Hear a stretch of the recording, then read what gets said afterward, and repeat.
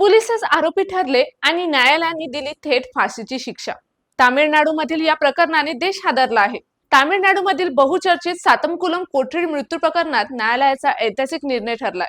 मानवतेला काळीमा फासणाऱ्या या प्रकरणात 9 पोलीस कर्मचाऱ्यांना थेट फाशीची शिक्षा सुनावण्यात आली आहे। ही घटना आहे जून 2020 मधील, जेव्हा देशभरात लॉकडाऊन लागू होता। तेव्हा पी जयराज आणि त्यांचा मुलगा बेनिक्स मोबाईल दुकान उशिरा उघडे ठेवल्याच्या कारणावरून पोलिसांनी त्यांना ताब्यात घेतले। मात्र त्यानंतर जे घडलं ते ऐकून अंगावर काटा येतो। दोघांवर कोठडीत अमानुष मारहाण करण्यात आली आणि निर्दयी छळ करण्यात आलं आणि त्याच छळामुळे बाप लेकाचा मृत्यू झाला। या घटनेने संपूर्ण देश हादरला होता। रस्त्यावर आंदोलन, सोशल मीडियावर संताप बघायला मिळाला। न्याय मिळावा अशी एकच मागणी देशभरातून होत होती आणि आता जवळपास 6 वर्षांनंतर न्यायालयाने या प्रकरणाला दुर्मिळातील दुर्मिळ म्हणजे रेअरेस्ट ऑफ रेअर मानत कठोर निर्णय दिला आहे। मदुराई न्यायालयाने या प्रकरणात 9 पोलीस कर्मचाऱ्यांना खुनाच्या आरोपाखाली दोषी ठरवत फाशीची शिक्षा सुनावली आहे। या निर्णयात एका महिला पोलीस कर्मचाऱ्याची साक्ष निर्णायक ठरली आहे।